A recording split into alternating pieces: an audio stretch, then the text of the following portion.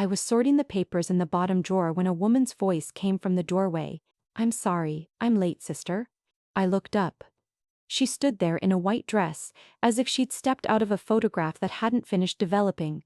Bouquet of pale roses tucked against her ribs, a small satin ribbon trembling with her breath. On her ring finger, a gold band exactly like mine.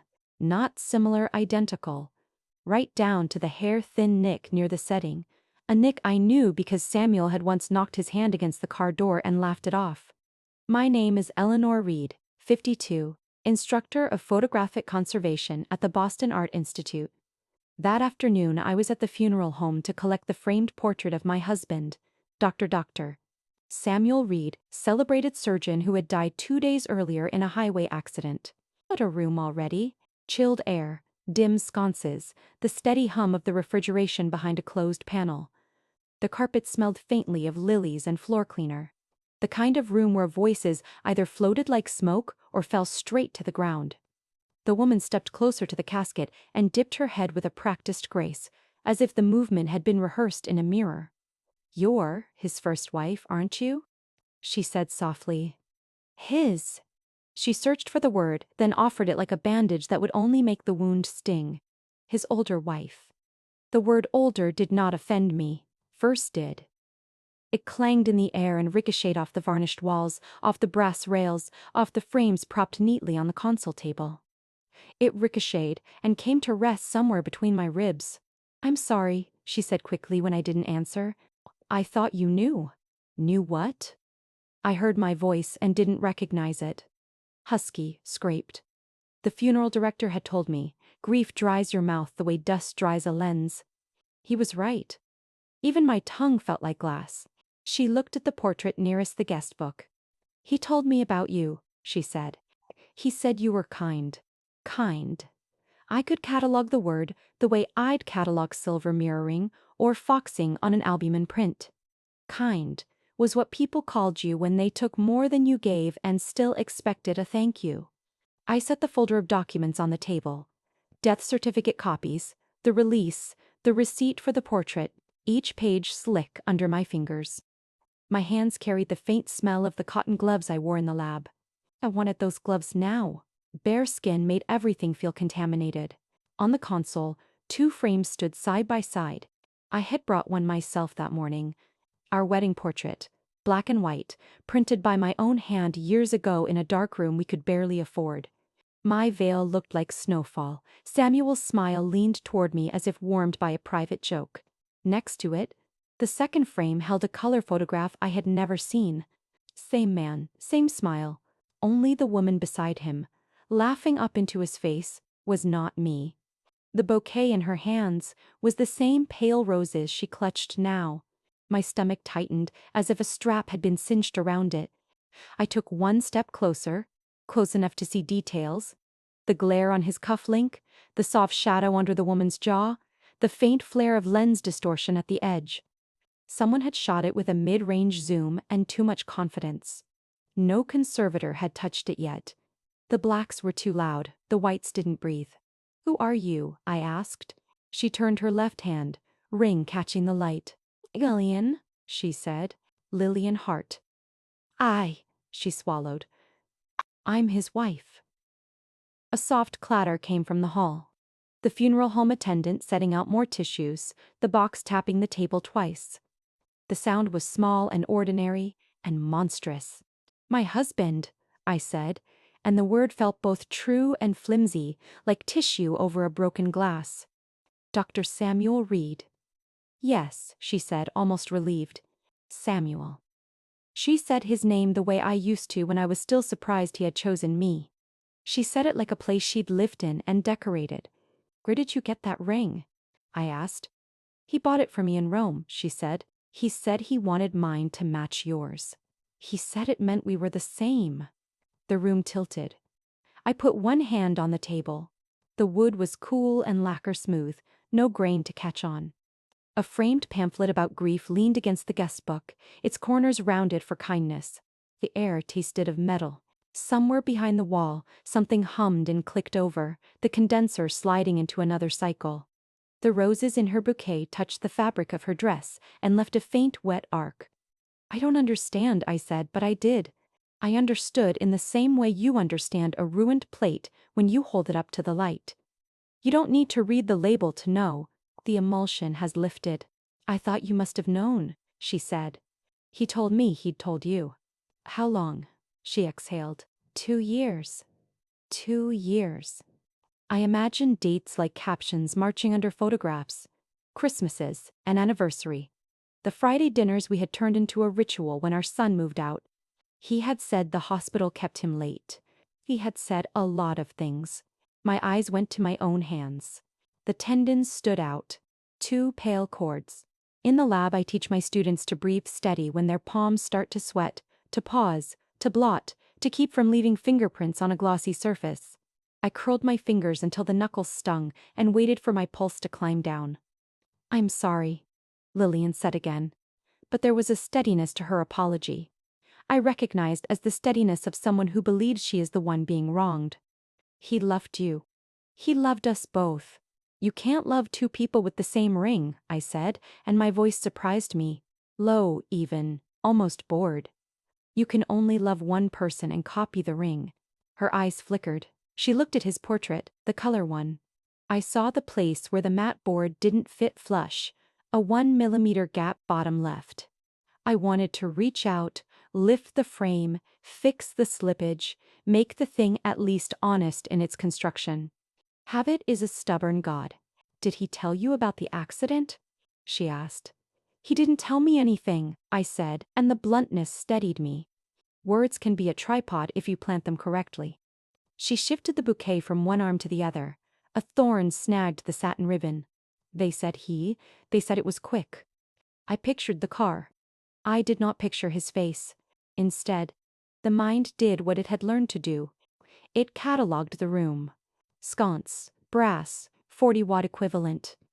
Carpet, acrylic blend, cleaned recently, the bleach hadn't fully burned off. Flames, walnut veneer, guest book, cheap linen, hot-glued faux spine. The particulars soothed me. Facts are still, even when everything else moves. I brought this for you, she said, and reached into her bag. She set a small silver picture frame on the table. Inside, Samuel sitting on a stone step in a city I didn't recognize, smiling at something just out of frame. The glass was spotless. I could see my own face in it, grave and unfamiliar. For me? I asked. For both of us, she said. So we don't have to fight. Something inside me went very quiet, the way a room goes quiet when the electricity fails and all the machines stop pretending to be wind. I heard only my breath and the smallest creak of wood as the coffin settled. You think this is a fight, I said. It isn't. What is it then? A record, I said. An accurate one. Her mouth tightened. She looked younger suddenly. Too young for the dress, for the bouquet, for the word widow that would soon be attached to her like a tag. I almost felt sorry for her. Almost. Behind us, footsteps approached and passed, voices moving toward another service down the hall. A door closed. The hum resumed. I picked up the death certificate copies, the receipt, the envelope with Samuel's watch. My fingers left no smudges. I checked. I always check. She touched my sleeve as I turned. Eleanor, she said, testing my name for the first time. Please, can we be kind to each other? Kind. Again that word, again the small pious wound it wanted to be. I lifted my gaze to hers, and this time I let her see the thing under the glass. No, I said, but we can be precise. Her hand fell back to the bouquet. On the table, our 2 wedding pictures waited, side by side. One in the honest hush of black and white, one in color noisy with promise. The man in both smiled the same way. It was the frames that told the truth. I had taught students for years how to coax detail back from silver and salt, how to mend a tear so the eye would forgive it. I could flatten, humidify, hinge in paint. But as I stood there, with the weight of the envelope in my hand and the lemon sting of cleaner in my nose, I understood the single lesson I had never thought I'd need. I had taught people to restore old photographs. I never imagined I would have to restore my own life from a shattered frame. When I met Samuel, I was 24 and still believed that light could fix anything. He was a medical resident then, handsome in that serious, slightly sleepless way men in white coats can be. I was the hospital's junior medical photographer, paid to document surgeries and case studies, to stand in the corner with my camera while someone's life lay open on a table. We met over a body, which felt like a warning I never learned to read. He'd looked up from the operating field and said, "Can you see the difference between art and anatomy?" I'd answered, "Only when the heart stops." He smiled, and just like that, the film began to spool. We married 2 years later with barely enough money to buy a second-hand Leica M6. He called it our wedding witness. We took a single photograph outside City Hall, just the two of us, snow in my hair, his stethoscope poking out of his coat pocket. When the print dried, a faint scratch ran across the bottom corner of the negative. I wanted to reprint it, but he said, "Leave it. Every marriage needs a flaw you can see." I thought it was romantic. Later, I would realize it was prophecy. We built the Reed Clinic from scratch. One small room in an old brownstone, 2 desks, 1 examination table. He treated patients. I kept the books, sterilized instruments, designed brochures. I turned the darkroom into an office because we needed space for files. Photography became something I used for him, not for me. "Eleanor," he said once, half joking, "take a few shots for the brochure. I can't afford anyone cheaper." "So this is what legal marital exploitation looks like?" I teased. He laughed and kissed my forehead. "If it's lifelong, it's not exploitation, it's partnership." I believed him. The first few years were lean but bright. We lived on sandwiches and ambition. I made patient forms on a typewriter that jammed every 4th letter. At night, we sat at the kitchen table balancing ledgers and drinking instant coffee until the ink smudged on our fingers. I thought those stains were proof of love. He promised that when the clinic took off, I could reopen my studio. By the 5th year, the clinic did take off, but the studio never reopened. He said, "We need someone I trust with the finances." Who could I trust more than my wife? So I kept the books, and he kept the keys. I sold my collection of personal prints, portraits of factory workers, mothers nursing babies in hospital light. They'd once hung in a small gallery downtown. A critic had called them tender and unsentimental. I sold them all for enough to buy an ultrasound machine. He hugged me and said, "You're saving lives." I told myself that was better than saving art. When the first loan came due, I took another job retouching old family photos. Sometimes I'd stay up all night painting color back into strangers' cheeks, watching dead people come alive pixel by pixel. It felt comforting, even holy. It also paid the electric bill. 15 years passed like that. Me behind the desk, him behind the scalpel. At the annual hospital gala, he was Dr. Reed, the miracle surgeon, and I was his lovely wife, Eleanor. I didn't mind. Not at first. I liked seeing him shine. I told myself, every light needs a backdrop. We didn't have children until late. When our son Daniel was born, I took a leave from the clinic. I spent those months teaching him the difference between morning and evening light, the way shadows lengthen like promises. Samuel took photos of us in the garden. None of them were ever printed. The memory cards disappeared into a drawer somewhere. The crack in the Leica came one spring afternoon. I dropped it by accident while dusting the shelves. A thin fracture split the edge of the lens, barely visible unless the light hit it right. Samuel told me to throw it away, that it wasn't worth repairing. I couldn't. I wrapped it in linen and kept it in my drawer, a secret talisman of everything we'd built and everything that might one day break.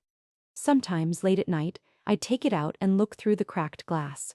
The world on the other side was still beautiful, just a little warped. It suited me. When the clinic grew large enough to need a board of trustees, Samuel suggested transferring ownership to streamline the taxes.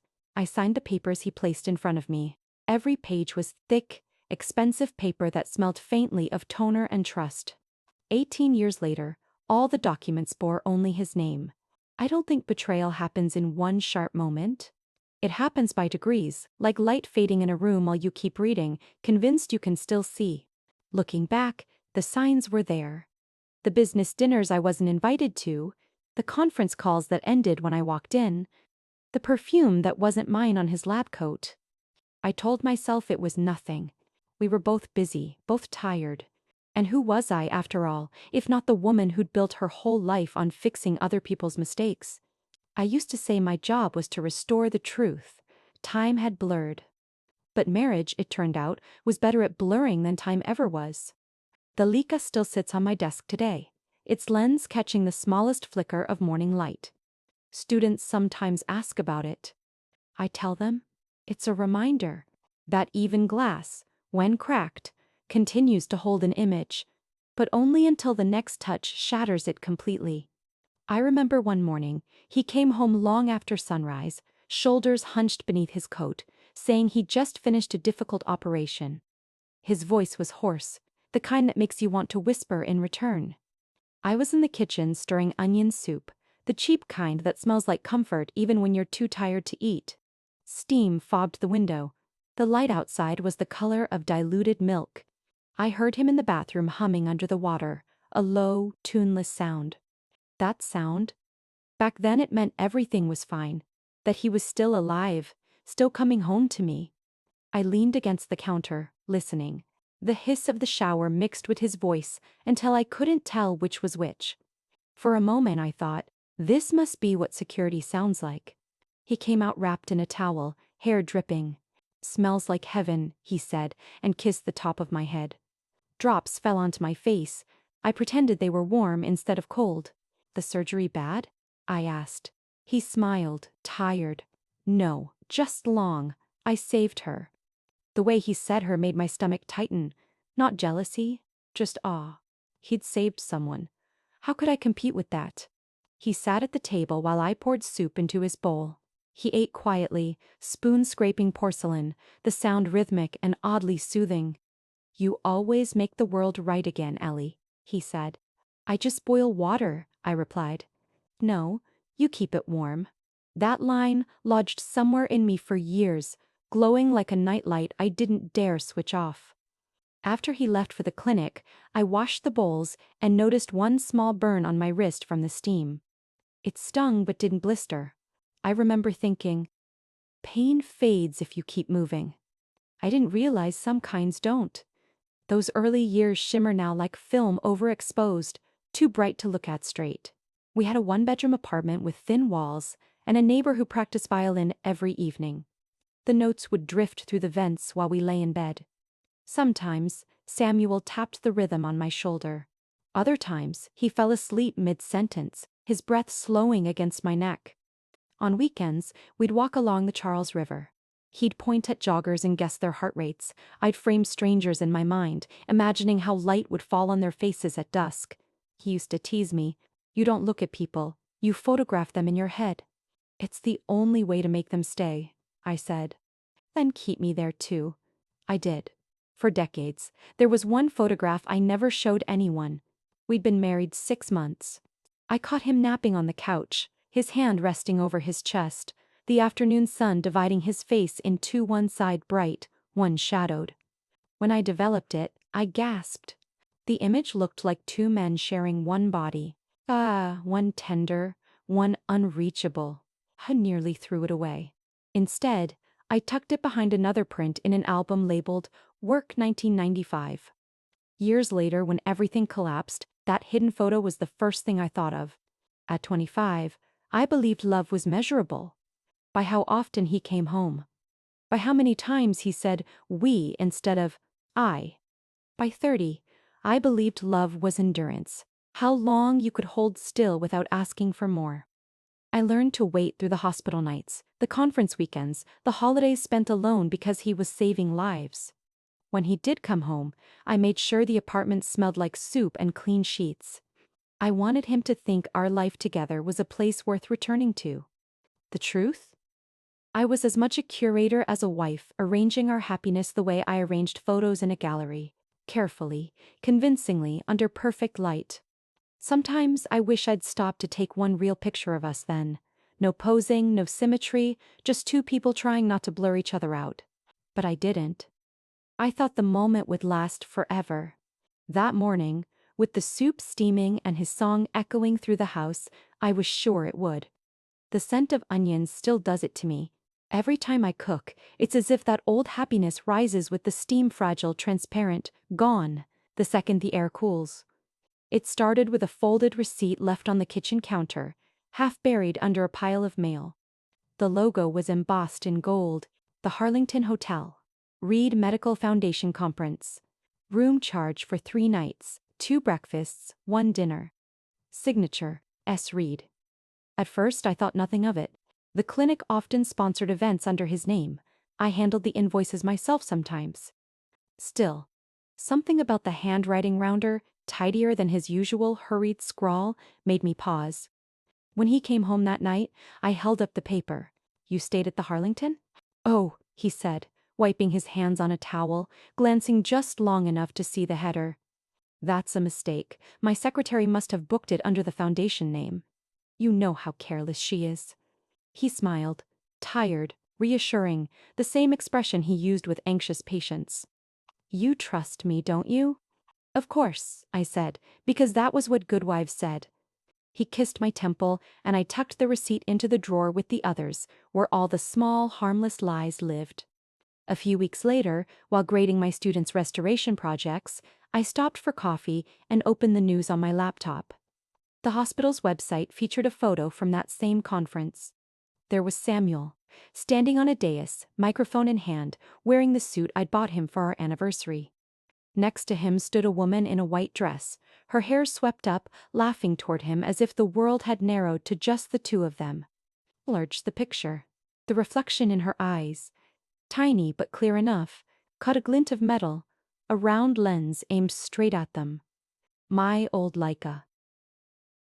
M6. I knew that lens curve, that faint crescent from the crack he told me to throw away. He hadn't thrown it away. He'd given it to someone else. My stomach tightened as if I'd swallowed a coin. I stared until the pixels blurred, until the whole image looked like a bad print dissolving in fixer. He came home late that night smelling of antiseptic and citrus shampoo. "Conference went well," I asked casually. "What conference?" He opened the fridge, avoiding my eyes. "The one with the white dress code," I said. He froze for just a breath, then laughed too easily. "Ah, that photo online. Marketing used an old shot from last year. You know how lazy they are. That was 3 weeks ago. Was it? Time flies." He closed the fridge, kissed my cheek, and went upstairs. When the bedroom door shut, I scrolled back to the photo again. The article was gone, already replaced by another headline. But the cached image stayed on my screen like a ghost refusing to leave. After that, the house changed its rhythm. The phone rang later at night. He stepped outside to answer. He started using cologne again. The same one from our wedding day, long discontinued, suddenly resurrected. And once, while doing laundry, I found a lipstick print on his handkerchief, faint, coral-colored, not mine. I told myself it was nothing. That love, like photography, sometimes overexposes. You learn to read through glare. But every time I looked through that cracked Leica lens, I saw her reflection instead of mine. I remember the night I tested it, just to see. I lifted the camera toward the mirror, focused, clicked. In the print, the fracture in the glass cut straight through my face, dividing it neatly in two. The woman who believed, and the woman who began to see. That was when I realized. The image had been developing all along. I'd just been standing in the darkroom too long to notice. The funeral smelled of lilies and cold marble, the kind of scent that stays on your clothes long after you leave, like grief pretending to be perfume. They'd set everything up perfectly. Black drapes, silver frames, candles timed to burn at the same height. Samuel would have approved. He liked symmetry. I stood by the first row, Daniel beside me, his tie slightly crooked the way it had been on his first day of high school. He was 27 now, tall, with Samuel's serious eyes and my stubborn jaw. When he clasped my hand, I felt the faint tremor he used to have before exams. Across the aisle, the other woman, Lillian Hart, was arranging her bouquet on the stand. White roses again. She wore a pale coat, not quite funeral black, as if she wanted to look respectful but not invisible. For a moment our eyes met. Hers flickered with something halfway between apology and ownership. Then the officiant stepped to the lectern. His voice filled the chapel, smooth and practiced. We are gathered to celebrate the life of Dr. Samuel Reed, beloved husband, father, and friend. On behalf of Mrs. Eleanor Reed and Mrs. Lillian Hart Reed. The second name hit like a dropped cymbal, too loud, too wrong. There was a collective intake of breath. Someone in the back whispered, "Did he say Mrs. Weiss?" I didn't move. The air thickened until even breathing felt impolite. Daniel turned to me slowly, confusion tightening every line of his face. "Mom," he whispered, "and did Dad remarry?" My throat closed. Words wouldn't come. I heard only the echo of the officiant continuing, unaware or unwilling to stop. "Both families wish to thank you for your presence today. Both families." The phrase was a scalpel. Daniel's grip loosened. "Mom," he said again, sharper this time, voice cracking between disbelief and shame. "Did you know?" I opened my mouth, but nothing emerged, just air, thin and dry as dust on negatives. And then, somewhere behind me, a small metallic thud. My old Leica, the one I'd brought to photograph the flowers for the thank you cards, slid from my bag and hit the marble floor. The sound sliced through the silence like a shutter click. The lens shattered completely. Everyone turned. The officiant paused. A candle sputtered. I bent down mechanically, pieces of glass winking up at me from the floor. For a moment, I saw my own reflection fractured into dozens of tiny Eleanors, each one holding her breath, each one too polite to scream. "It's okay," Daniel murmured, reaching to help, but his voice had gone distant. "Don't worry about it, Mom." He didn't sound like my son then. He sounded like someone speaking to a stranger. I gathered the shards into my palm. One piece cut the pad of my thumb. A bead of blood welled up bright against the white tile. I pressed it to a tissue and kept staring at the camera body in my hand. Lightweight now, hollow, the lens gone. Across the aisle, Lillian's face had turned pale. She looked from me to the officiant, then to Daniel, as if waiting for someone to cue her next line. When no one did, she straightened, smoothed her skirt, and placed a trembling hand on the coffin. "Thank you all for coming," she said softly, stepping forward before the ceremony ended. "Samuel would have wanted us to stand together." Us. The word reverberated through the chapel. I could almost hear the walls absorb it. I wanted to laugh. I wanted to tear the photograph off the easel, the one showing Samuel in his surgeon's coat, smile calibrated to perfection, and ask every guest which wife they saw in that grin. But I didn't. I stood still, my thumb bleeding onto the white handkerchief I'd brought, watching her claim the space that used to belong to me. The service ended in awkward murmurs. People avoided my gaze as they filed past, unsure which woman to offer condolences to. Some split the difference, giving each of us a handshake, like diplomats at a fragile truce. When the last hymn died away, Daniel turned on me in the parking lot. "Mom, please tell me this isn't true." His eyes searched mine for the kind of lie that comforts. But I'd used them all. "Ooh, I don't know," I said. "I really don't." He looked at me as if that answer were worse than guilt. Then he walked off, his black coat slicing through the drizzle. I stood under the awning, holding the broken camera, feeling its weight shift in my hand. The fractured lens caught the faint light, refracting it into a dozen thin lines across my palm. They said you couldn't mend cracked glass, that once the break ran through, no craftsman could restore it without leaving a scar. But as I stared into those splinters, for the first time I saw something sharp and clear. The truth, cutting clean through the blur I'd lived inside. People say a crack in glass can't be repaired, I thought. But sometimes, it's the only way to finally see what's real. That night, I drove home alone through a thin rain that made the streetlights look like they were bleeding. The windshield wipers beat a slow rhythm, the kind you fall into when there's nothing left to say. The house greeted me in silence. The kind that hums in the walls when grief is too heavy for sound. I left the umbrella open in the foyer, water pooling around the stand. For the first time in 30 years, I didn't bother to clean it. I walked straight to the study. The same room where Samuel had once planned surgeries, investments, and conferences I was never invited to. The same room where I'd spent years filing invoices with his signature. balancing books that only carried his name. On the wall hung our wedding photo, the black and white one I'd printed myself in the darkroom. We were smiling, impossibly young, believing light could hold us together. The crack in the frame had widened over time, barely noticeable unless you knew where to look. I reached up and took it down. The dust left a faint oval on the wallpaper, the shape of a memory finally removed. Then I opened the safe behind the bookshelf. Inside, deeds, insurance papers, stock certificates, medical licenses, all the proof that I had once been an accessory to someone else's life. Every document carried his name first, mine second. I took them out one by one and spread them across the desk. The air smelled faintly of paper and disinfectant, his scent even in ink.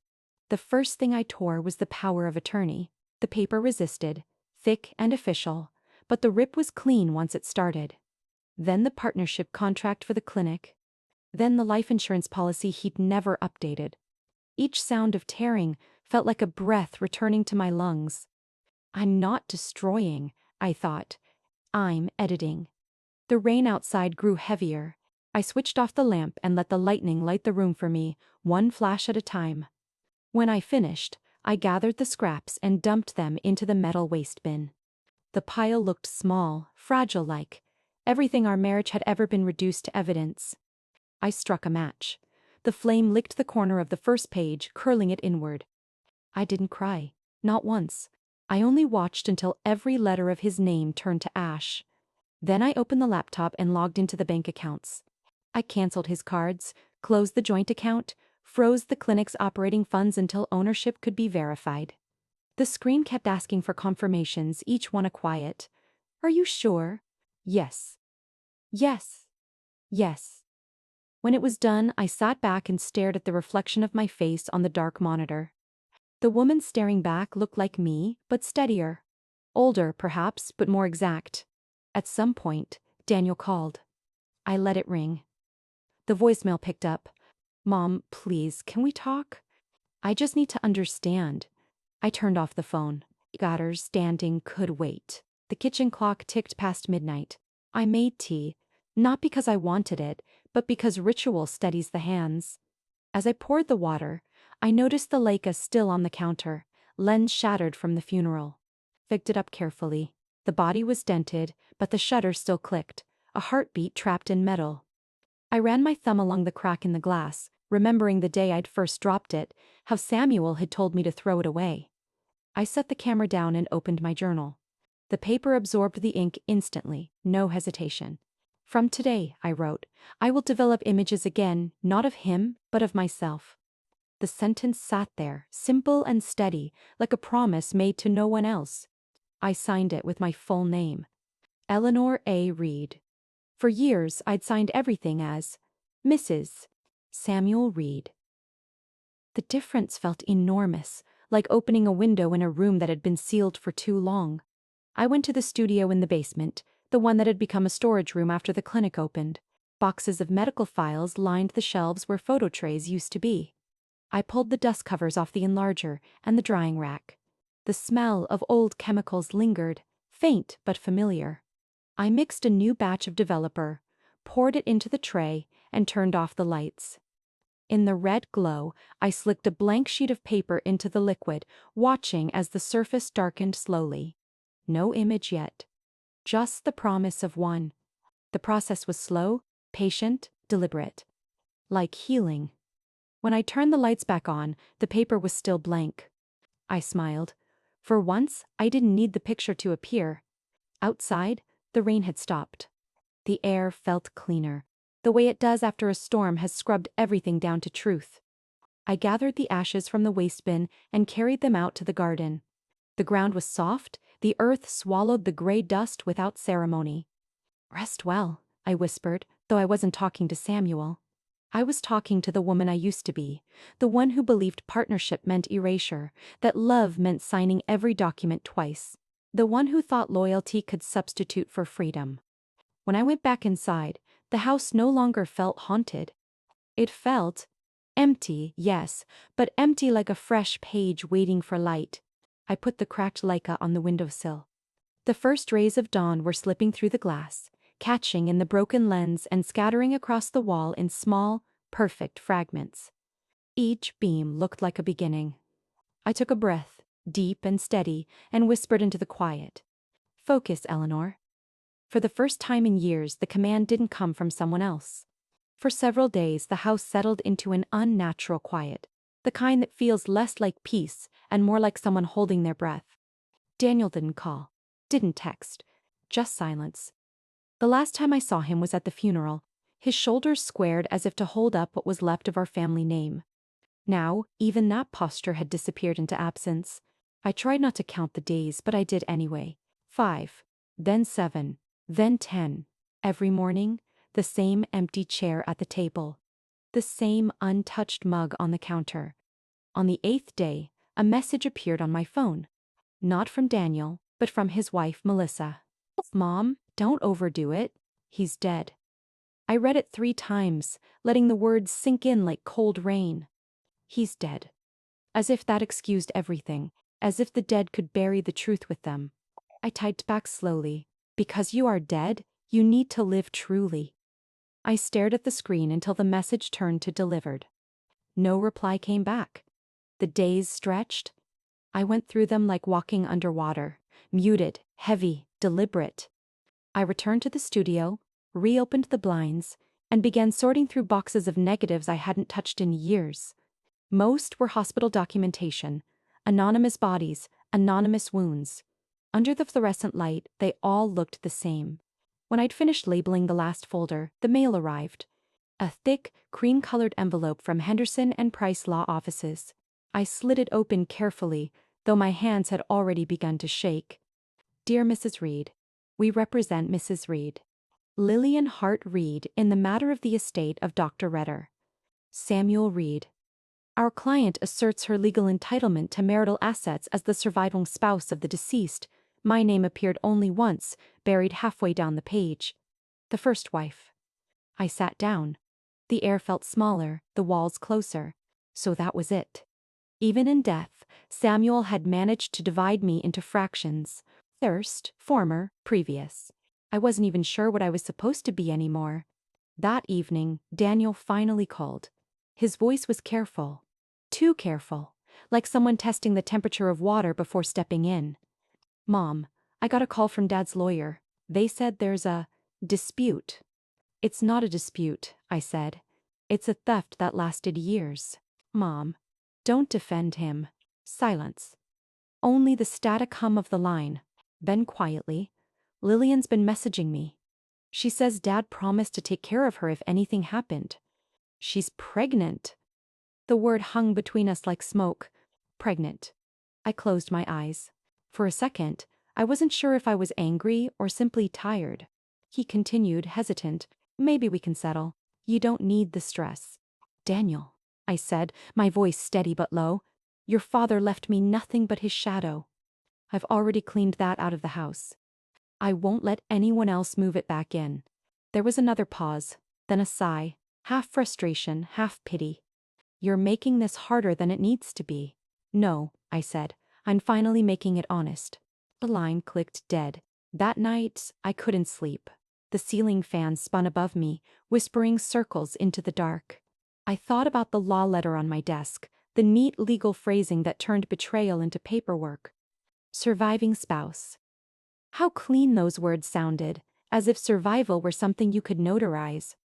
I got up and went to the kitchen. The Leica still sat on the windowsill, cracked lens glinting faintly under the streetlight. I lifted it, looked through it. The fracture split the view into half the house, sharp, half blurred. It felt right. The next morning, I called the law firm myself.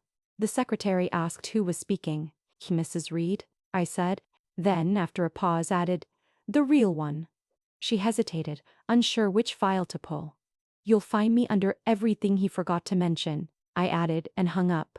Outside, the world carried on. Cars passing, children shouting down the block, life adjusting itself around the quiet disaster of mine. But inside, something had shifted, not rage, not yet, but focus. The kind that comes before a storm, when even the wind knows it's being watched. In the silence of that afternoon, I realized Grief had finally stopped making me small. Now it was making me precise. I scheduled the meeting for a Thursday afternoon, when the light in the studio fell soft and even gentle enough to expose truth without burning it. Lillian arrived on time, not alone. Her lawyer came with her, a thin man in a charcoal suit who smiled as if the word settlement was already signed somewhere in his briefcase. She wore beige, understated widow-like but still immaculate. Her perfume reached the door before she did. Faintly floral, with that expensive undertone of money that's never been earned by your own hands. I gestured toward the chairs. "Have a seat." They didn't. "Mrs. Reed," the lawyer began, voice slick. "My client simply wishes for a fair division of assets, nothing contentious." Dr. Reed's estate was considerable. "Surely you understand." "I understand arithmetic," I said. "And lies." He blinked. Lillian's lips tightened, but she said nothing. I turned the monitor on, the large one I used for restoration work. The screen glowed, filling the room with the pale blue of digital truth. "Before we discuss assets," I said, "I want to clarify the timeline." Clicked the mouse. The photo appeared, their wedding. Sunlight, marble steps, him in the same tailored suit he wore to our anniversary the year before. Her in a white dress. Again, always white, as though she'd earned purity through repetition. I zoomed in. On the corner of the screen, the metadata panel expanded. Date taken, April 12, 2019. Location: Rome, Italy. The date glared like a wound that refused to close. "That's impossible," the lawyer said quickly. "Our records show what he told you to show," I interrupted. "But this?" I pointed to the timestamp. "This doesn't lie." I turned to Lillian. "I was in Boston that week, at St. Jude's Hospital, sitting beside his mother's bed. He told me he was at a cardiac conference in Zurich. While I was feeding his mother soup, he was posing for this." The image hung in the room. You could hear the hum of the hard drive, the faint creak of the lawyer's pen cap. Lillian's face drained of color. "He told me you were divorced," she whispered. "Did he show you the decree?" "He said it wasn't finalized yet." Bureaucracy. "And you believed him?" "I loved him," she snapped, finally looking up. "So did I said. "That's the tragedy. We both believed the same photograph." The lawyer cleared his throat. "Regardless of the circumstances, Mrs. Hart Reed has rights as the surviving spouse." I cut him off with a small motion of my hand, the same motion I used when telling a student to stop talking and start observing. "Let me show you something else," I said. Another click. The second image appeared, a scan of Samuel's passport. Entry stamp: Rome, April 10th, 2019. An exit stamp: April 15. The same week his mother was in the ICU, the same week he told me he was saving lives. The lawyer's mouth opened, then closed again. He scribbled something on his pad, but I knew it was useless. "You see," I said softly, "truth leaves a trail. In pixels, in ink, in dates. That's what I teach my students. You can forge signatures, but not shadows." Lillian looked at the screen, her face caught between humiliation and disbelief. "He promised me we'd build a life," she said. "He promised me the same," I replied. "And I built it." Every invoice, every bank statement, every sleepless night you probably never had to count. "Why are you doing this? Do you want money?" "No." I turned off the monitor. The sudden dark startled them both. "I want money. I just want every image to have the right author." The lawyer frowned. "I'm not sure I follow." I walked to the work table where the broken Leica rested under its glass dome. I lifted the cover and held it up, the fractured lens catching light from the window. "This camera took our wedding photo. It also took theirs. Same device, same man behind the smile, different truth in front of it." "So?" Lillian said, her voice rising.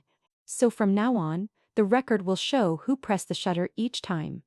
I set the Leica down gently. "He used me to capture his beginning. Then he used you to rewrite it. But the negative," I tapped the camera, "is still mine." The lawyer muttered something about legal channels and amicable resolution. I let him finish, then leaned forward. "If you or your client file another claim, I'll release the full set, every photo, every timestamp, every email backup he forgot I had. I'll tag the press, the hospital board, and the medical association. Do you know how fast a hero turns into a scandal in this town? His pen froze midair. That's blackmail, he said.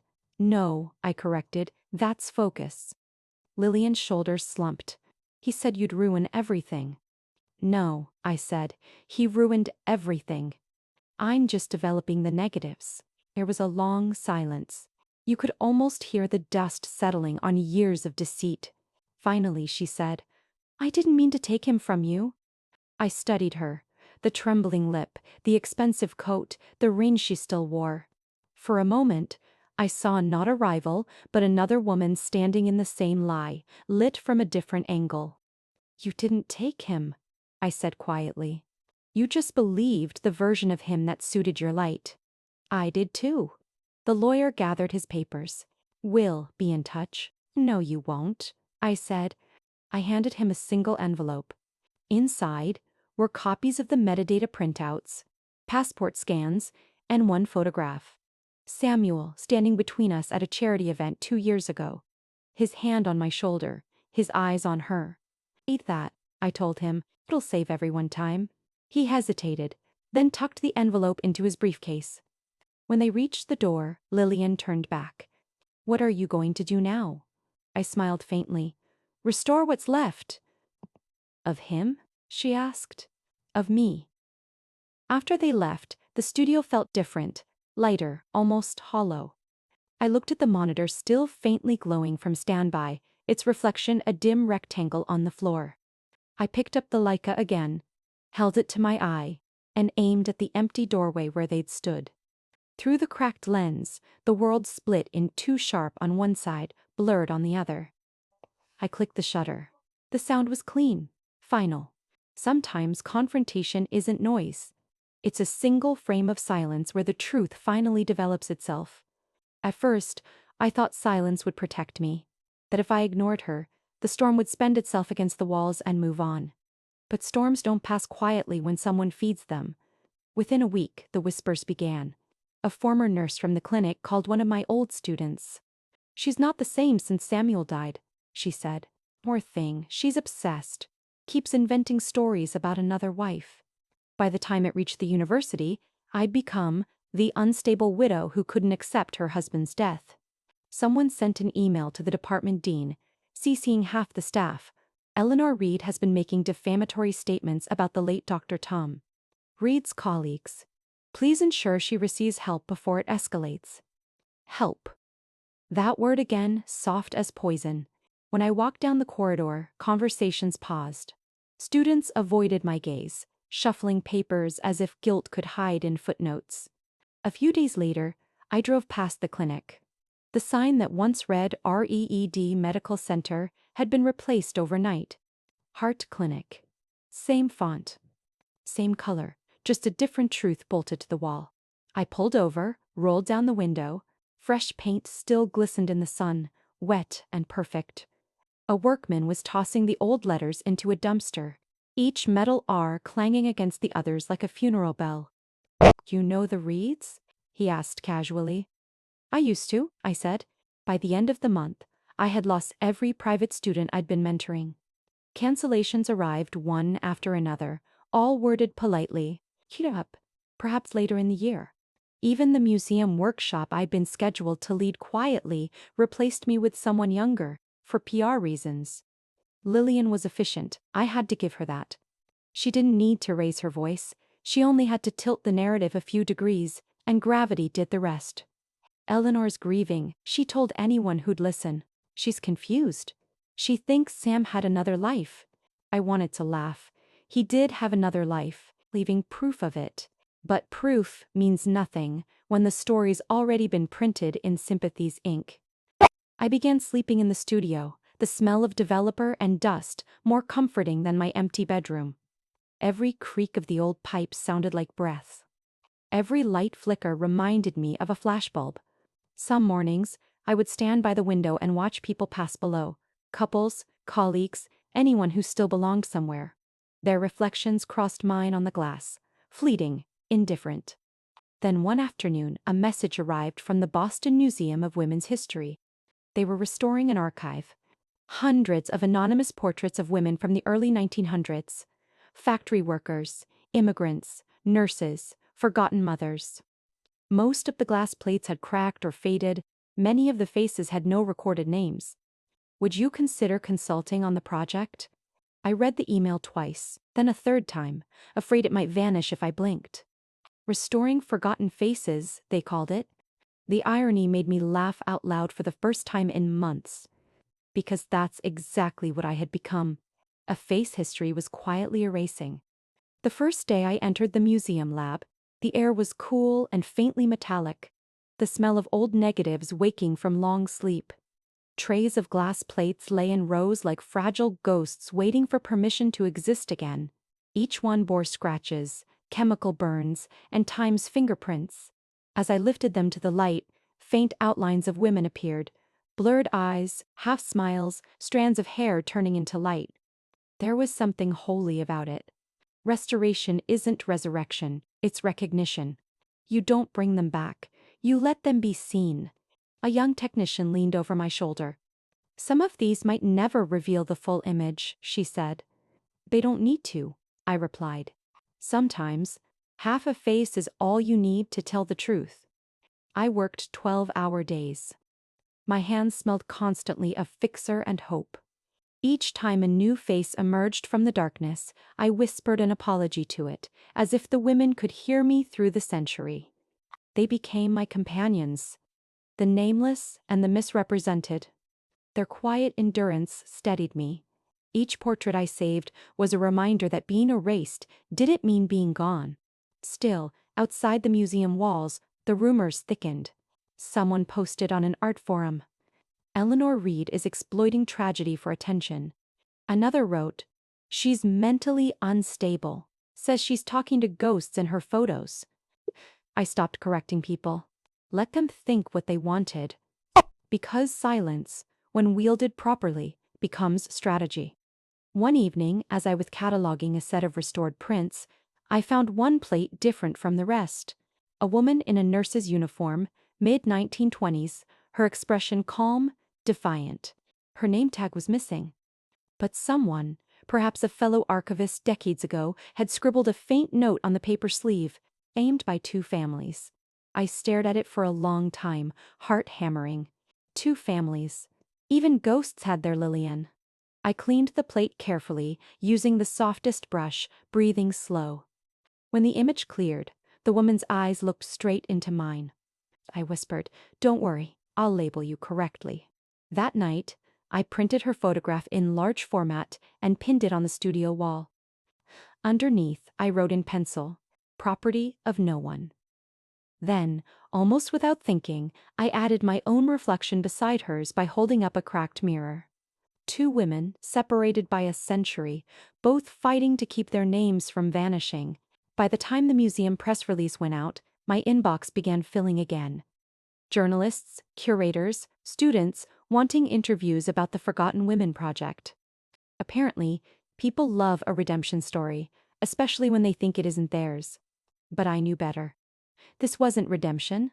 It was survival disguised as art. And I wasn't finished yet. One afternoon, as I was closing up, an anonymous package arrived at the museum addressed simply to Eleanor R. Inside, a USB drive and a note written in tidy, feminine handwriting. "You think you're the only one who can tell stories? Watch before you talk." No signature. I plugged it into the computer. Door opened. Proof. Inside were photos. Me at the museum. Me at the grocery store. Me sitting alone at a cafe. All recent. The last image stopped my breath. It showed me through the window of my studio, bent over a tray of negatives taken from outside, in the dark. In the reflection on the glass, a figure stood behind me, blurred, female, holding a phone. Lillian. For a long time, I couldn't move. The only sound was the hum of the hard drive. Then, almost involuntarily, I began to laugh. A small, cracked laugh that tasted like relief. Because finally, the storm had announced itself. I dragged the photo into a new folder, renamed it Exposure 1. Then I whispered to the screen, "Oh, thank you, Lillian. You just gave me the perfect light." Outside, night pressed against the glass. I switched off the lab lights, letting the red glow of the safe lamp bathe the room. Around me, hundreds of forgotten faces looked on, silent witnesses ready to watch the truth develop, frame by frame. It was close to midnight when I heard the knock. 3 sharp raps, the kind you don't mistake for the wind. I opened the door to find Daniel, rain-soaked, his breath visible in the cold.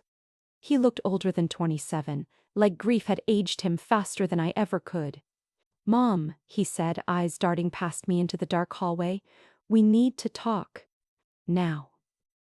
He stepped inside without waiting for an answer, water dripping from his coat onto the floorboards. I watched him pace, hands trembling as he fished his phone from his pocket. "You're selling it," he said. "The clinic.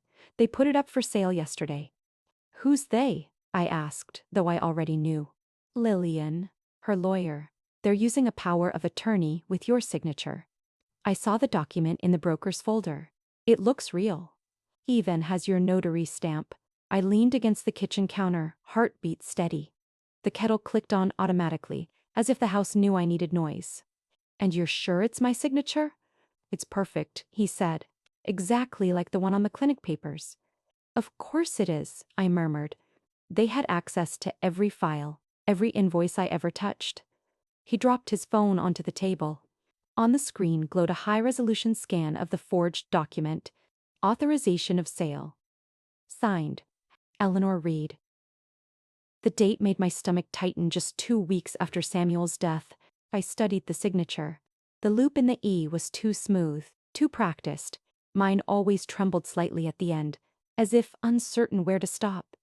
Whoever copied it had perfected even my hesitation. "Mom, what are we going to do?" Daniel asked, his voice low, almost boyish again. I didn't answer immediately. Instead, I poured 2 cups of tea, pushing one toward him. "Drink. It helps when the truth starts to taste metallic." He frowned, confused. "You're too calm." "That's because I finally understand the exposure settings," I said. He stared. "Exposure?" I smiled faintly, touching the Leica on the windowsill. Its cracked lens caught the kitchen light, scattering it into thin blades across the counter. "You can't photograph anything real in shadow," I said. "But too much light burns the image. The trick is balance." Daniel sighed, rubbing his temples. "Mom, please, this isn't one of your metaphors. They're stealing the clinic. That's our family's name. Dad's legacy." The word legacy scraped across my nerves. "Your father's legacy was built on borrowed names," I said quietly. "Mine included." He flinched. "So what now? Call the police?" "No. Police deal in crimes they can measure. This one's made of paper and illusion. We'll need something stronger." "What could be stronger than the law?"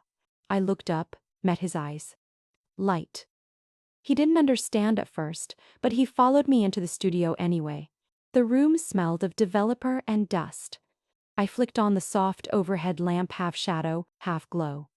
On the table lay stacks of negatives, metadata printouts, and one small box labeled Archive, Reed Clinic, 1995 to 2019. "Your father kept meticulous digital records," I said, opening the lid. "And he was arrogant enough to never delete them." Inside were old hard drives, memory cards, even film canisters from the clinic's early years. I connected one to my computer. The screen flickered, then filled with folders. Contracts, marketing, photography. Leaned over my shoulder. "You think there's proof in there?" "Not proof," I said. "Patterns." We opened the photography folder. Hundreds of files loaded photos of patients, conferences, fundraisers. And among them, one folder named Personal. I clicked it. The first image appeared. Samuel and Lillian at a charity dinner, laughing, champagne in hand. The metadata showed December 12, 2018, months before the supposed divorce. He'd taken the photo himself. The reflection of his arm, his cufflink, visible in the mirror behind them. Daniel inhaled sharply. "He took that?" "Yes," I said. "Your father always documented his lies. The second image was a scanned document, draft will unfiled. In it, he had listed both of us as beneficiaries. Eleanor Reed's spouse, 50%, Lillian Hart, partner, 50%. But it was unsigned, unfinished. I felt the smallest flicker of satisfaction. He had died before choosing whose name to keep. Mom, if this goes public. Daniel began. It won't, I said, not yet. I copied the files to a secure drive, then turned to him. Do you still have that scan of the forged power of attorney? Yes. Send it to me. He did. The file landed on my screen, the digital ink gleaming perfect under the cursor. I ran a quick overlay comparison against an old signature of mine from 10 years ago. They matched pixel for pixel, identical, down to microscopic fiber noise. Which meant it wasn't just a forgery. It was a clone, lifted directly from scanned documents. Someone with access to Samuel's archives had copied and repurposed my name. That's felony-level fraud, Daniel whispered. It's also amateur work, I replied. They forgot one thing. I zoomed in. The metadata still carried the tag. Author? L. Hart. She had exported the document herself. Daniel exhaled a laugh. Half relief, half disbelief. You're kidding. No, I said. People like her never imagine the image has a shadow. I saved everything. Metadata, timestamps, screenshots into a folder labeled Exposure Plan. Then I turned off the monitor and faced my son. You asked what we're going to do, I said. We're going to let her believe she's already won. That's risky. So is truth, I said, lifting the Leica from the sill. The crack in the lens split the overhead light into two beams, one sharp, one soft. I aimed it at Daniel, half joking. One, I said. Light never lies. It only waits for someone brave enough to develop it. He smiled for the first time that night. You sound like your old self. No, I said, adjusting the focus ring until his outline sharpened. I sound like someone finally exposed correctly. The familiar click filled the room, steady, decisive. A sound that meant, we begin here. I spent the next 3 weeks in near silence, the kind that isn't emptiness but concentration. Every morning, I returned to the studio before sunrise, turned on the red lamp, and began restoring our wedding negatives, the originals from 30 years ago that Samuel had once called our beginning. Now, I was restoring them not for memory, but for evidence.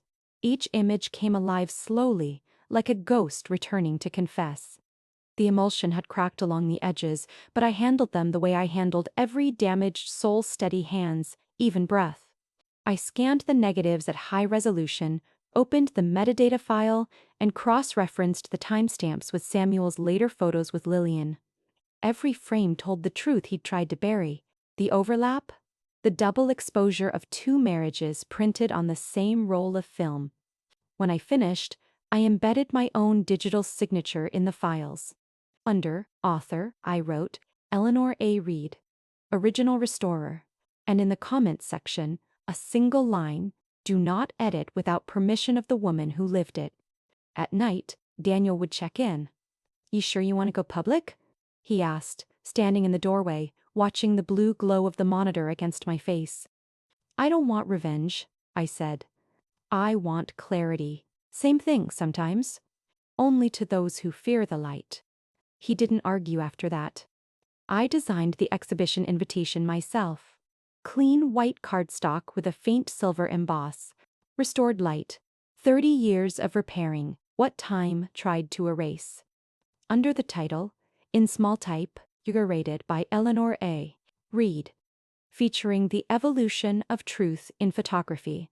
The words evolution of truth made me smile. It sounded academic. Harmless. Exactly what I needed it to be. The guest list was deliberate. Reporters from the Boston Herald and Art Review Quarterly. The museum director who had championed restoring forgotten faces. My lawyer, Martin Graves, quiet but sharp as a scalpel. 2 former colleagues from the clinic who still owed their careers to my unpaid bookkeeping. And finally, an envelope addressed to Mrs. Lillian Hart Reed. Her invitation was handwritten. I knew she would recognize my looping E. In the days leading up to the event, I curated every photograph with surgical precision. On the surface, the exhibition was retrospective. 30 years of image restoration, cracked portraits, wartime glass negatives, faded wedding photos reclaimed from time. But woven among them, I slipped 6 frames from my own life, each one carrying metadata proof of what had been stolen. They looked like any other romantic photos, until you stepped closer and read the captions. Frame 1. Eleanor and Samuel Reed, 1991. Frame 2. Lillian and Samuel Reed, 2019. Original metadata retained. Frame 3. Composite overlay. Identical ring reflection across 28 years. I hung them in perfect symmetry, the way he used to insist things be displayed. Only now, the balance belonged to me. The night before the exhibition, I walked through the studio one last time.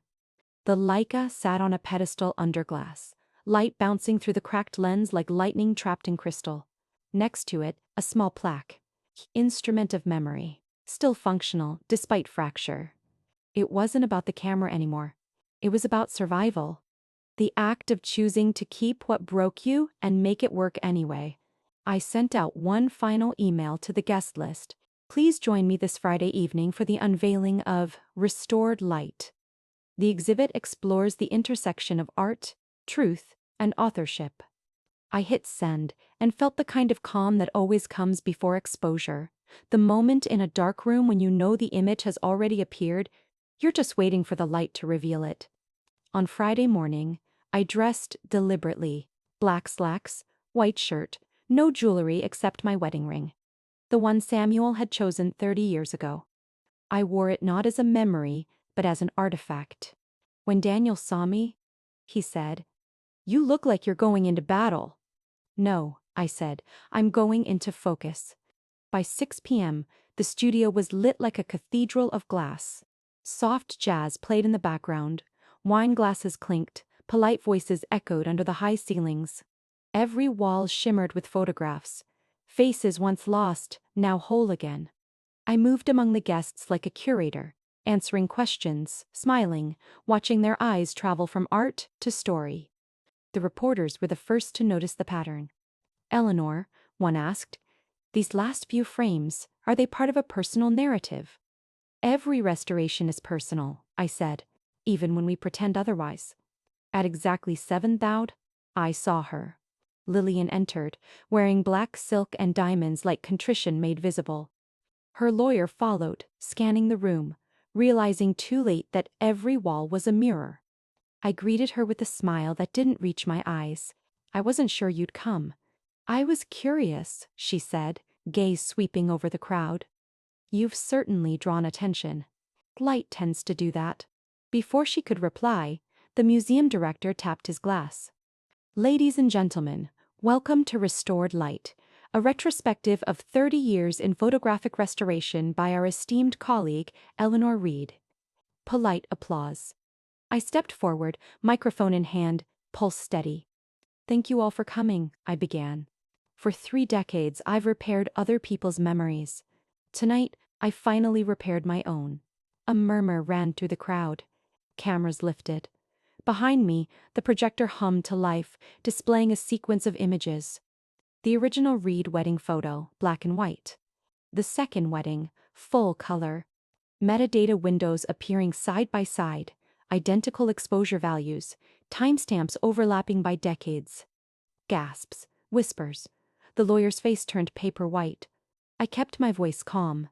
Photography, like marriage, depends on truth in exposure. When you falsify either, the image fades. My work has always been about restoration. Tonight is no different. I let the last slide linger. Father, Eleanor A. Reed. Then I stepped aside and let the room absorb it. As guests swarmed the display, Lillian stood frozen. "You set me up," she whispered. "Light." "No," I said softly. "I set the record straight." She turned to leave, but the flashes began, reporters snapping pictures, questions firing like shutters.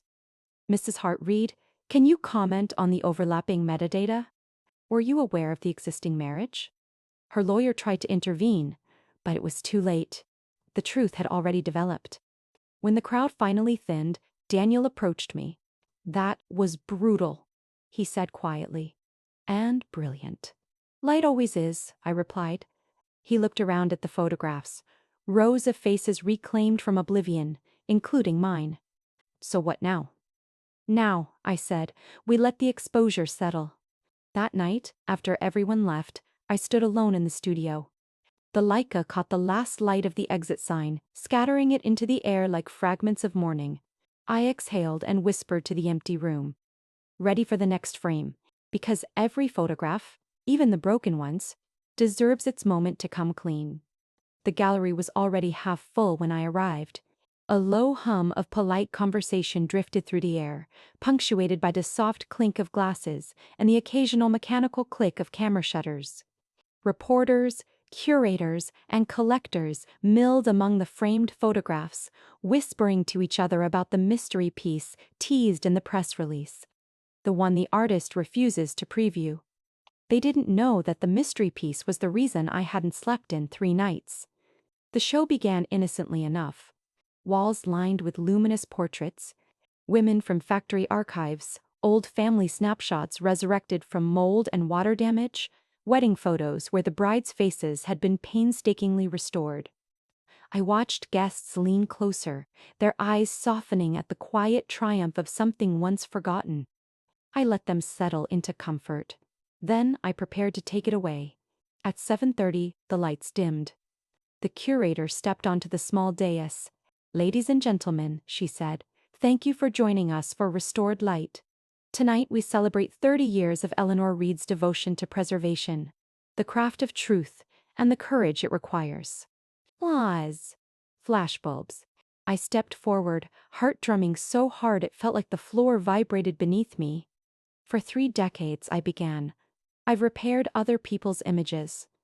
Tonight, I'll show you what happens when a restorer turns the light on herself." The projector clicked. The wall behind me ignited. The first slide, our wedding, 1991. Black and white. Classic composition. Samuel and me under a cascade of snowflakes outside City Hall. The crowd murmured, charmed. Second slide, their wedding, 2019. Color. Roman columns. The same smile, the same pose, a different bride. Then both images overlapped, translucent layers fusing into one another. The title appeared across the screen in crisp serif letters. Double exposure. 1 man, 2 weddings. Gasps rippled through the room. Someone near the back let out a sharp, involuntary, "Oh my God." Even the air conditioning seemed to stop. Samuel's face hovered ghost-like between the 2 women. One younger, one older, his features dissolving where loyalties collided. Across the composite, I'd inscribed the caption, "The final work of Eleanor Reed. No retouching. No filters. Only correct exposure." For several seconds, silence. Then, from the crowd, the sound of heels striking marble. Quick. Angry. Lillian pushed through the ring of onlookers, cheeks flushed, lawyer trailing uselessly behind her. "Or desecrating him," she shouted. "You're bashing a dead man." Her voice echoed off the vaulted ceiling. The crowd parted instinctively, phones rising, flashes popping. I turned to face her. My own voice was calm, almost tender. "No, Lillian, I'm not desecrating anyone. I'm illuminating what he left in shadow, so people stop walking all over me in the dark." Cameras clicked like applause. The lawyer hissed, "Turn it off." But the curator shook her head. Too stunned, too afraid of the spectacle to intervene. I advanced the slides. Frame after frame unfolded.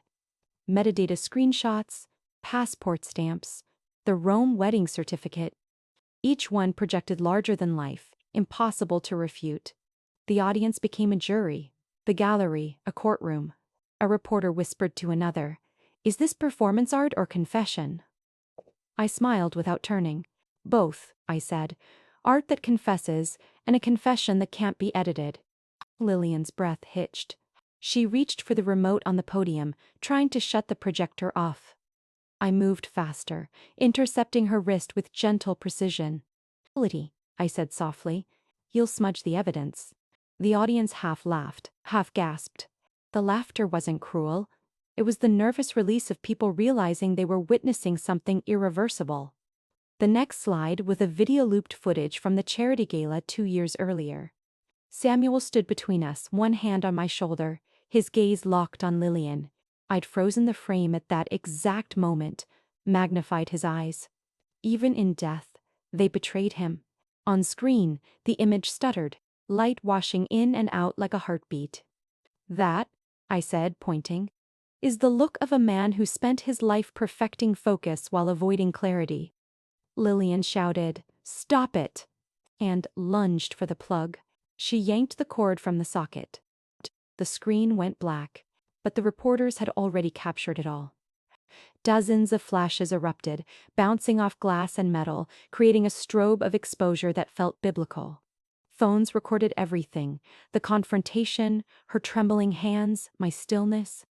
A woman from the press stepped forward, notebook trembling. "Mrs. Reed, are you implying the second marriage was illegal?" "I'm not implying anything," I said. "I'm showing you the data. Metadata doesn't mourn."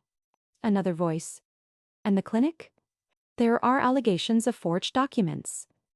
"You'll find those in the next room," I said, nodding toward the adjoining gallery.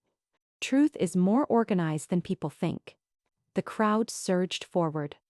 The lawyer paled. He muttered into his phone, probably to the PR firm that would never salvage this. Within an hour, social media caught fire. Double exposure trended across Boston. Light followed. By morning, the local news ran the headline: "Surgeon's Secret Life, Exposed Through Widow's Art Exhibit." They showed the two wedding photos side by side, the caption reading, "One man, two vows, one woman's revenge through truth." But that night, I stayed at the gallery long after everyone left. The air still shimmered with leftover flash. On the central wall, the overlapping portraits glowed faintly under the emergency lights. Samuel's face, half mine, half hers, now belonged to neither of us. Daniel approached quietly. "Mom," he said, awe and disbelief tangled in his voice, "you just detonated an empire." "Empires collapse easier than people think," I said. "All you need is the right exposure time." He laughed, then sobered. "A clinic's finished. The board suspended operations pending investigation." He paused. "They found financial irregularities. UDA, fraud, forged signatures. Lillian's lawyer called it a misunderstanding." "It's not," I said. "It's a photograph developed correctly." When we finally walked out into the night, the glass front of the museum mirrored the two of us, mother and son, standing where a marriage had ended and a story had rewritten itself. Reporters still waited across the street, flashes ready. Daniel turned to me. "You don't have to face them." "Oh, I do," I said, "but not as anyone's widow." I stepped into the halo of light, the microphones rising like flowers. "Mrs. Reed," someone called. "What message are you trying to send with this exhibit?" I looked straight at the nearest camera, the lens reflecting a small, fractured version of myself. "That truth doesn't vanish when you hide it," I said. "It just waits for light. I used to hold that light for everyone else. Now, I hold it for me." The shutters fired in a perfect rhythm. 1, 2, 3, like a heartbeat coming back to life. The next day, headlines multiplied. Some called it scandal. Others called it art. The New England Review ran a column. "Eleanor Reed reframes grief as exposure. An artist transforming betrayal into documentation." The article ended with a line that made me smile. "In her hands, truth behaves like light impossible to own, impossible to extinguish." Meanwhile, Heart Clinic shut its doors. Regulators uncovered falsified tax records, misused charity funds, and the doctored power of attorney Daniel had discovered. Every headline carried my exhibit's title like a signature. "Double Exposure Reveals. Hidden Life of Celebrated Surgeon." Lillian disappeared from public view. Her lawyer resigned. The property went into receivership. Daniel came by with the paper in his hand, disbelief still flickering behind his relief. "You didn't just expose them," he said. "You erased them." "No," I corrected. "I archived them. The world will keep them as a cautionary file." That evening, I returned alone to the gallery. The exhibition lights were off, only the emergency sign cast its dim green hue across the floor. I stood before the main piece, double exposure, and studied the ghost of our faces. For the first time, I didn't see loss. I saw composition. The image no longer looked like tragedy. It looked like balance.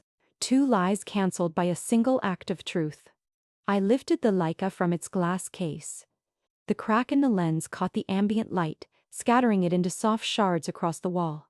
My reflection split into two halves, then fused again as I tilted the camera. I used to keep the light steady for everyone else, I whispered.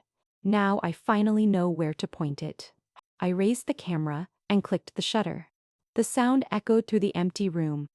One clean note, the last breath of a storm. And in that sound, I heard the sentence that had been waiting for years to be said. I used to hold the light for others. Now I've learned to hold it on myself. I moved to the old workshop by the river one late autumn morning. The mist covered the water, and in that gentle chill, I heard sounds I had long forgotten. The sound of wood cracking, the sound of water hitting the hull of a boat, the true silence of a place where no one called me by the past.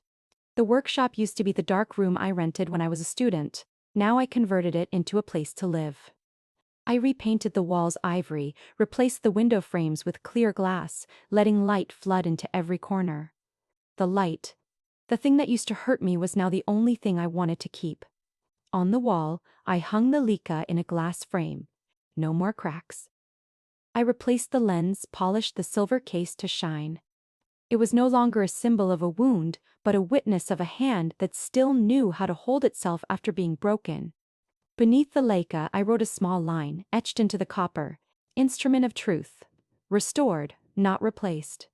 The first afternoon we moved in, Daniel arrived, his shirt stained with paint, holding 2 cans of hot coffee. He smiled, the embarrassed yet relieved smile of someone who had stopped standing between two shores. "Mom, you sure you don't regret it?" "About what?"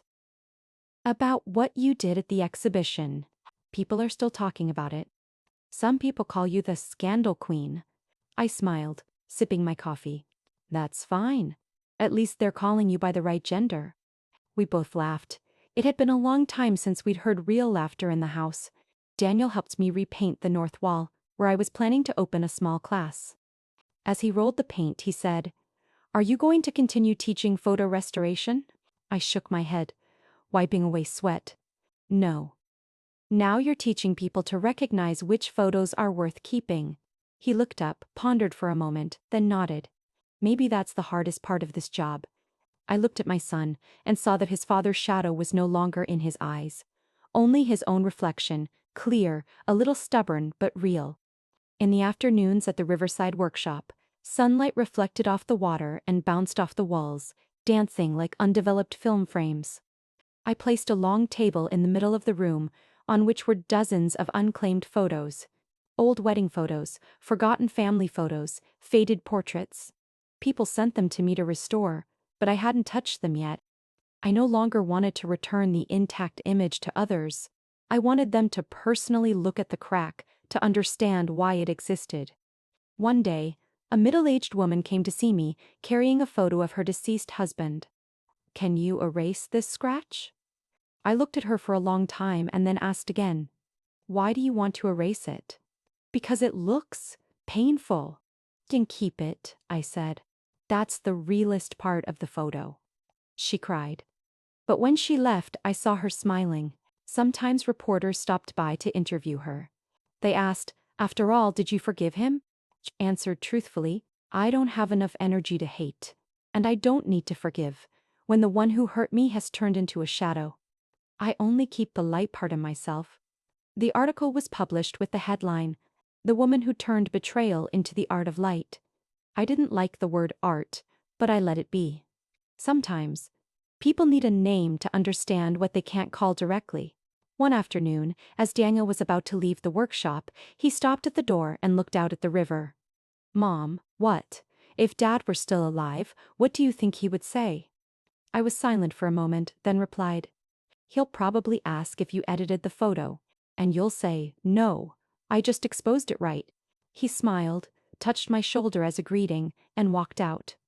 My son's figure faded away, leaving me with the late-day sunlight spread on the floor like a giant unprinted film. I wrote a few lines in my notebook, my handwriting even and light. Life after exposure is not white, but contrasts enough to see the image. I put down my pen and looked around the studio. He listened, place. The Leica on the wall, the old wooden table, the familiar smell of chemicals, and outside, the sound of the river gurgling like the sound of a film roll being developed. I took a deep breath and felt at peace. No more resentment, no more role to maintain, just a woman standing in her own true light, and knowing that this time, the photo had finally been developed correctly. A year later, the river outside my window had learned my rhythm. It rose and fell with the light, quiet, predictable, forgiving. That was the year I opened True Light Studio.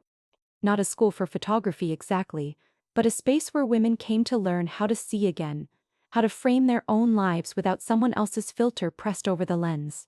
The sign outside was simple. Brushed steel letters on pale oak.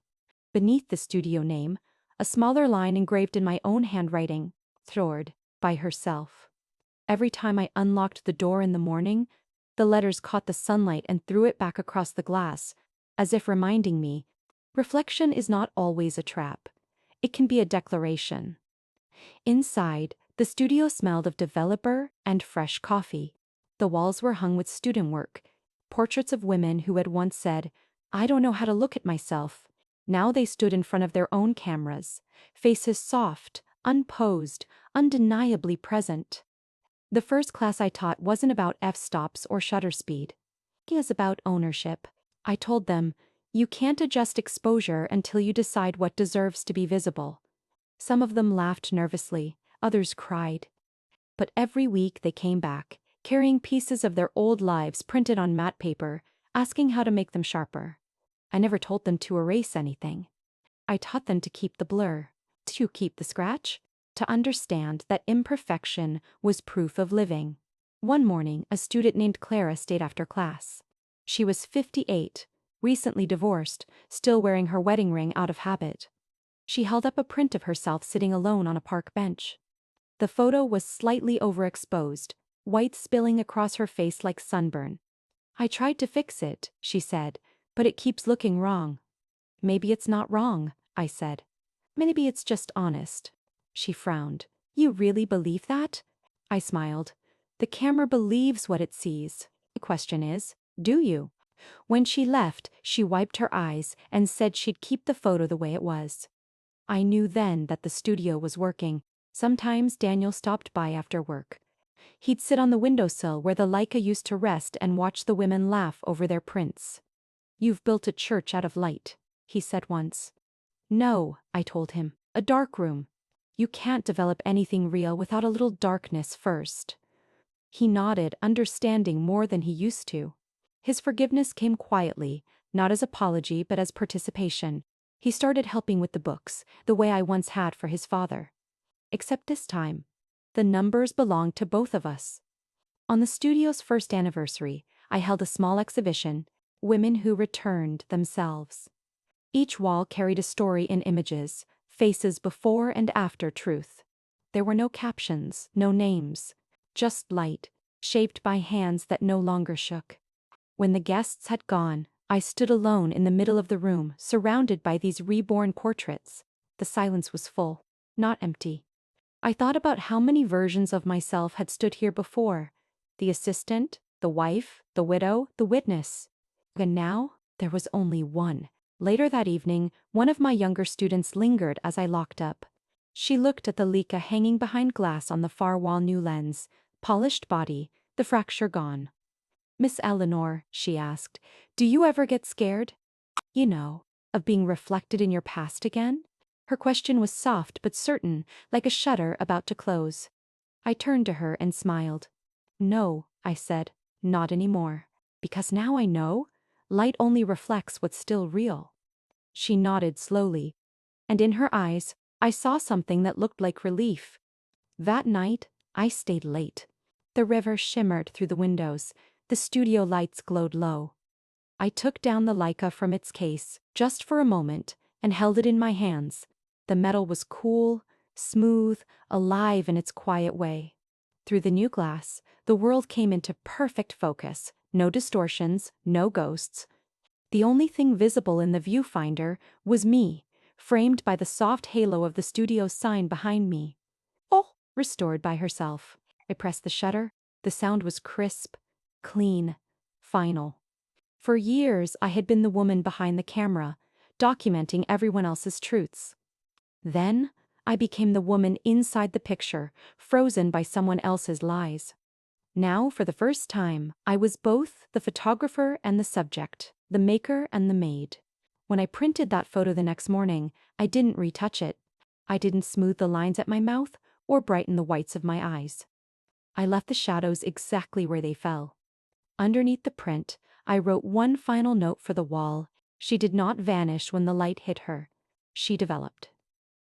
I pinned it beside the others, turned off the lights, and stood by the door for a long moment before leaving. The last glow from the street slipped through the window, brushing against the frames. Dozens of women, dozens of reclaimed selves, each one catching the light just enough to prove they were still here. As I stepped outside, the night air carried a scent of rain and river salt. The sign above me glinted faintly, reflecting a single thin beam onto the pavement. I looked up and whispered the sentence that had taken me a lifetime to understand. I thought I'd lost my husband to another woman. But what I really lost was the illusion. The original me was never gone. And with that, I walked home through the city lights, unfiltered, unafraid, perfectly exposed. The studio was quiet, except for the soft hum of the camera. The red light blinked once, recording. I sat across from the lens, no script, no makeup, just me and the reflection of everything I'd already survived. For a moment, I studied my own image on the screen. No filters, no edits, the kind of raw honesty that used to terrify me. Now it felt like oxygen. I took a breath and began. If one day, I said slowly, you meet a woman who calls you sister, don't get angry right away. The sentence hung in the air like dust caught in sunlight. Maybe she didn't come to steal your husband. Maybe she came to give you back the part of your light you once handed to someone unworthy of it. I paused. Let the silence work. There's a weight to truth when you don't dress it up. It lands exactly where it should. Behind me, the wall glowed with the words etched into the studio glass. Restored by herself. I'd chosen that phrase for the women who would walk through my doors. But now I realized, I'd chosen it for me too. I leaned forward a little, looking straight into the lens, into the 1,000 unseen eyes on the other side. We spend so much time trying to fit into someone else's picture, I said, that we forget our own frame. We let people crop us, retouch us, rewrite our captions, until we no longer recognize the original print. Listen carefully. The moment you decide to develop your own life, without waiting for permission, that's the moment you become the photographer, not the subject. I smiled. Not for the camera, but for the woman sitting behind it, me, a year ago, trembling in the dark room, still waiting for someone else to turn on the light. So share this story, I continued, voice steady now. Because somewhere out there, another woman is staring at a picture that doesn't belong to her, trying to live inside someone else's portrait. Maybe she needs to hear that the truest frame is the one that holds her. Not who she loved, not who betrayed her, but who she became after. The camera's focus adjusted automatically, the lens breathing with me. I imagined a woman watching this someday, alone, maybe at midnight, scrolling in the dark, pausing at these words and realizing she isn't crazy for wanting to reclaim her name. Don't erase the cracks, I told her through the lens. They're proof that light passed through. Outside, the city lights shimmered on the river. I could see their reflections moving across the studio floor. Tiny shifting squares of gold. For the first time in a long time, I didn't see ghosts in them. Only the evidence of movement, of survival. I looked back at the camera, the little red light still glowing. When my story began, I said softly, I thought I was the woman left behind in someone else's photograph. But I was wrong. I was the one holding the camera all along. I let that truth settle in the air before closing. If this story finds you, I said, let it remind you that no one can frame your life without your consent. Step out of other people's exposures. Aim the lens back at yourself. And when you finally press the shutter, don't be afraid of what appears. It's not imperfection, it's authenticity. It's you. I reached forward, ready to end the recording, then added one last line, quieter than a whisper. And if you ever wonder whether it's too late to start over, remember, even film that's been forgotten in the dark can still develop when light touches it. I pressed stop. The red light disappeared. On the monitor, my frozen image stared back. A woman calm, a little worn, but fully in focus. I saved the file under the name Freedom01. Move. Then I turned off the lights, leaving the studio bathed in moon glow. The Leica on the wall caught the faint silver reflection and sent it scattering across the floor, as if the room itself were applauding quietly. I stood there for a while, watching those fragments fade, thinking how strange it was that light, once the weapon that exposed me, had become the language that freed me. And I smiled, because I finally knew the difference. My story ends here, I whispered to the empty room. But maybe, just maybe, this is the first photograph that truly belongs to me.